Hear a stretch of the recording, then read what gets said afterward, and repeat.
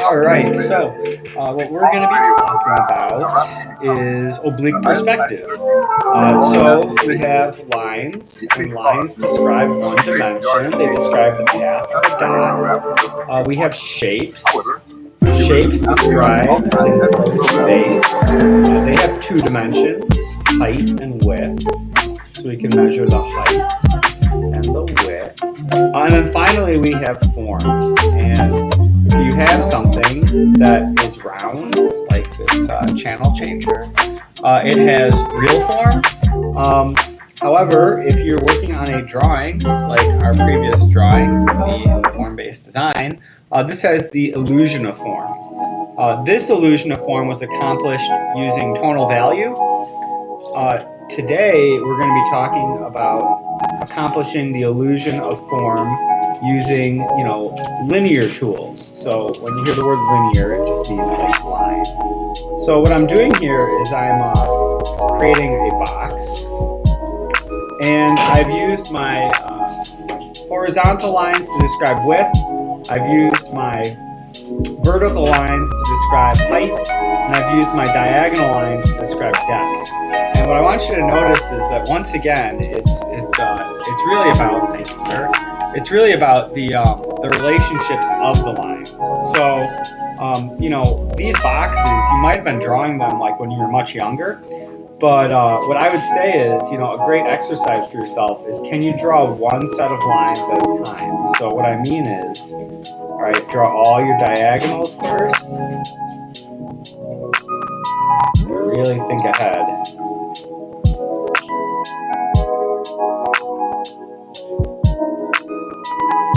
All right, and then you draw your verticals. And finally, you draw your horizontals.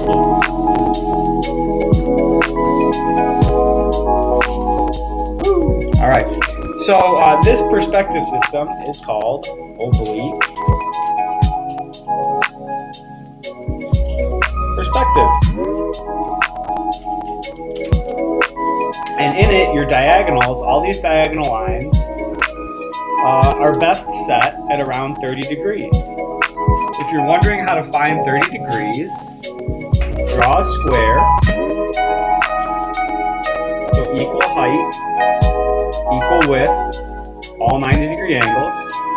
And then if we know this is 90 degrees, and if we know this is 0 degrees, okay, this line that cuts it in half, 90 plus 0 is 90, divided by 2, 45, right? Average of 90 and 0 is 45. That's closer to 30.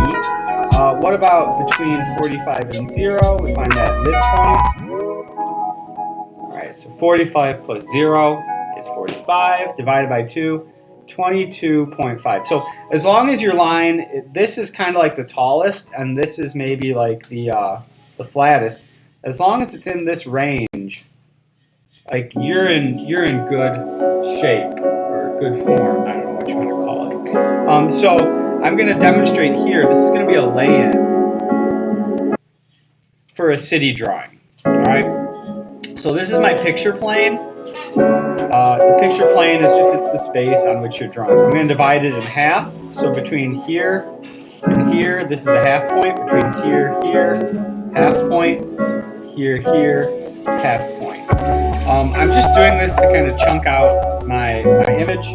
I want to make sure that I'm working in layers. So my first layer starts here, and I'm describing the height and the width of the buildings. And the two lines I'm using are vertical and horizontal. And I'm batching out my work. I think that vertical and horizontal lines are maybe a little more accessible, because I can always check my vertical lines against the side of the page, and I can always check my horizontals against the top or the bottom. Diagonals, however, are a little trickier, and there is something I kind of do to check. So what I'm going to do is I'm going to estimate a 30-degree line in here, and that's going to be like my line. So anytime I'm not sure about the angle I'm drawing at, I'm going to go back here and I'm going to ghost over it. Okay, just like a golfer, winding up their swing. want to make sure that I catch that line in my arm. It's called like your haptic sense, I believe. But the way it feels to draw the line, combined with what it looks like to draw the line, is what I'm doing.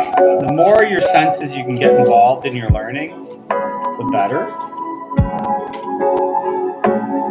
And again, I don't mean to like repeat myself, ad nauseum, but the fact of the matter here is, the better the agreements between your lines, the more likely it is the viewer is going to understand, your intention as an artist. So, similar to like if you're a musician, the more clearly you play a note, the better the sound, the music. The more consistent your line work, the better, the illusion. So with this row done, I'm going to move up one and I'm going to repeat my steps. All right, I'm drawing boxes, those squares, the front face of the box. I'm varying their height, but I'm keeping them around this guy right over there.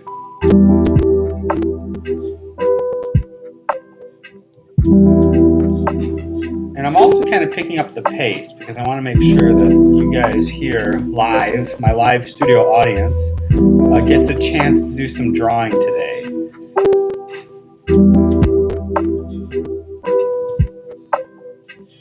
But I want you guys to notice that even though I'm, oh shoot, that was a little off.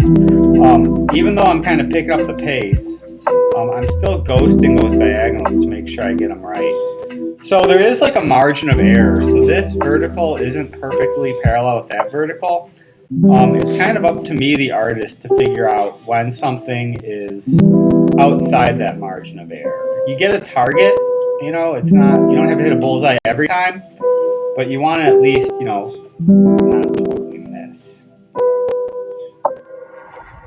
So what I'm going to do is I'm just going to kind of like drop in my next layer of shapes. But, when this lay-in is complete, the whole page is filled up with boxes. And the purpose of a lay-in is so, you can get all your big ideas in before you start working on the medium ideas. So the medium ideas, it might be something like, what is the design of the roof? Does the building have like one of those, like a triangle roof? Because you wouldn't want to draw a really lovely roof and then realize, oh no, it's in like the wrong place. Maybe the building has windows, right?